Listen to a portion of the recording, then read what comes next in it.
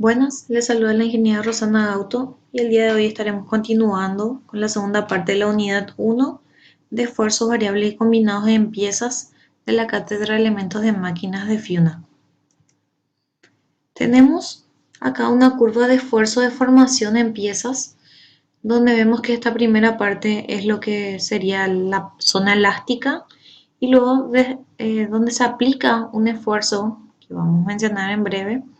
Ya comienza la zona plástica donde la pieza se va deformando a medida que está teniendo mayor esfuerzo aplicado. Entonces llega un punto donde tengo mi esfuerzo máximo, ¿ven? Y luego va reduciendo nuevamente hasta la rotura.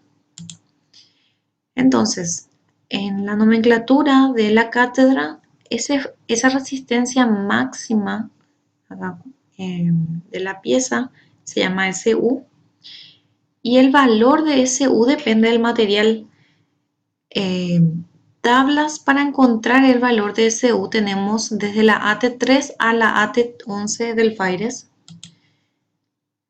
Ahora, cuando empezamos en la parte donde para un mismo esfuerzo se va deformando muy rápido el material, que es esta zona, tenemos la resistencia a la fluencia que se representa por SI y también está en la misma tabla de AT3 a AT11 y depende del material.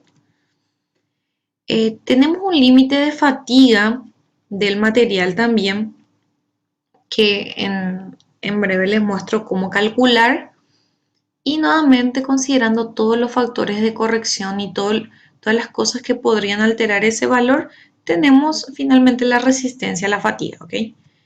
Bueno. Entonces, ¿cómo yo calculo Sn', que es el límite de fatiga?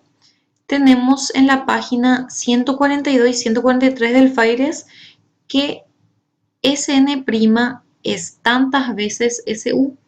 Su dijimos que era la resistencia máxima que soporta la pieza y eso podemos encontrar en las tablas dependiendo del tipo de material. Bueno, ahora, el valor de C varía dependiendo también del material.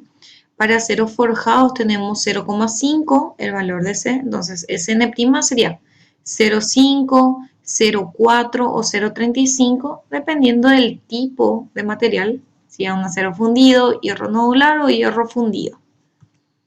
Bueno, entonces, al tener este límite de fatiga ya calculado, necesitamos tener en cuenta los factores de corrección. Los factores de corrección para la cátedra son el factor de corrección o factor de carga, el coeficiente de superficie y el coeficiente de tamaño. Estos tres son los que consideramos y multiplicamos por el límite de fatiga para tener finalmente nuestra resistencia a la fatiga Sn o SNS. Sn es la resistencia a la fatiga cuando hay esfuerzos normales. Si se aplican esfuerzos cortantes, que son debido al momento torsor, entonces tenemos SNS. ¿Recuerdan ese subíndice S? Bueno, eso sería. Aquí, entre estos dos, ¿qué es lo que varía? El factor superficial y de tamaño no, y Sn' es la misma. Lo que está variando es el factor de carga. ¿Por qué? La carga aplicada acá es debido a un esfuerzo normal y acá es debido a un esfuerzo cortante. Bueno, para calcular Sn y SNS tenemos que calcular cada uno de estos. Podemos empezar con el factor de superficie. Este se quita de la figura F5. En la figura F5, esto es lo que yo encuentro en el libro, donde tenemos acá en la parte de las abscisas la máxima resistencia de la tracción, que si recuerdan bien era SU. Acá tenemos en kilogramos sobre metros cuadrados y acá en PSI, si yo divido entre 1000 tengo en KSI. ¿Está bien? Acá en esta parte vertical tengo ese porcentaje de límite de fatiga.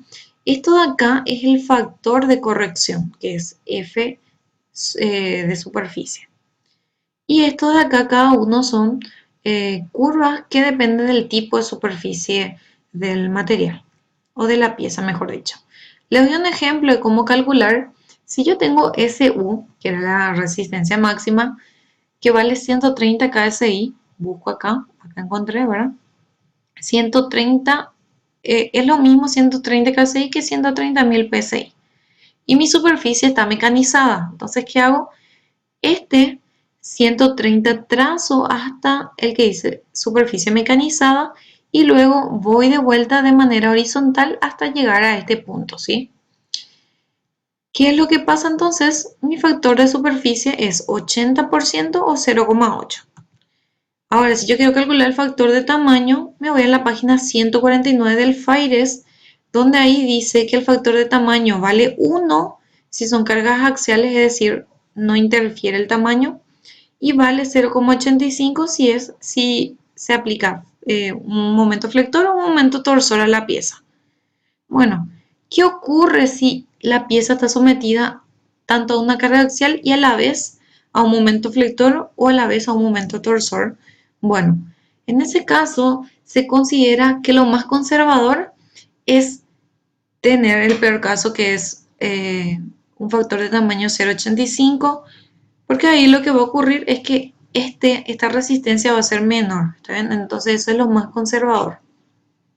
Ahora bien, para calcular los factores de carga, necesito calcular el factor de carga normal y cortante. Empezamos con el normal. El factor de carga normal tiene dos posibles valores. Uno es 0,8 si hablamos de cargas axiales. Recuerdan que las normales eran o axiales o flectora o momento flector. Bueno, es 0,8 si es carga axial y es 1 cuando es un momento flector.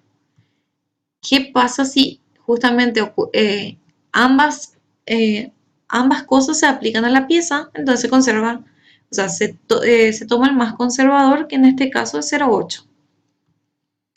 Ahora, cuando yo quiero el factor de carga cortante, depende de teorías de esfuerzos cortantes, y el primero es la teoría general, ¿verdad? Que es cuando o simplemente no te dice nada o te dice que es teoría general. Entonces el factor de carga cortante vale 0,6. Si la teoría aplicada es la teoría de máximo esfuerzo cortante, asimismo te tiene que decir el factor de carga S vale 0,5. Y si es teoría de máximo esfuerzo cortante octaédrico, o también se puede llamar Van Mises-Mises-Henke, entonces es 1 sobre raíz de 3 o aproximadamente 0,57. ¿Está bien? Entonces uno de estos tres puede valer el factor de carga sub S. Sí o sí les debe dar de dato el tipo de teoría, pero ojo, si no le dice el tipo de teoría, es la general, ¿sí? Es 0,6. En resumen, ¿qué es lo que deben hacer?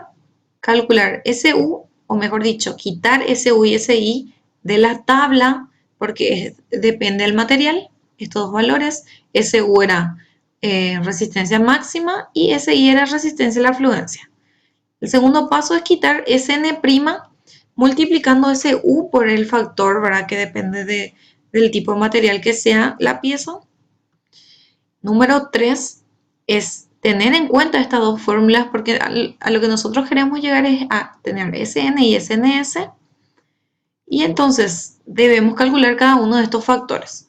Primero el factor de superficie de la figura AF5, ya vimos cómo se hace. El factor de tamaño de la página 149 del FAIRES. El factor de carga, tanto normal y cortante, vimos hace un momento. El de carga normal valía 0,8 si era tracción, 1 si era flexión, y dijimos que si se aplicaban ambos valía 0,8 porque era lo más conservador. Y factor de carga S depende de la teoría. Entonces, al tener todo esto, yo me voy justamente a estas fórmulas y quito SN y SNS. Pero ¿para qué se calcula eso? Eso vamos a ver en el siguiente video. Pero a lo que vamos es que nosotros tratamos de dimensionar una pieza, y para eso tenemos que tener en cuenta todos estos factores, como el esfuerzo máximo, el esfuerzo de la fluencia y justamente también el esfuerzo de la fatiga, que es uno de los esfuerzos que generalmente hacen que una pieza se rompa antes de tiempo. Muchas gracias.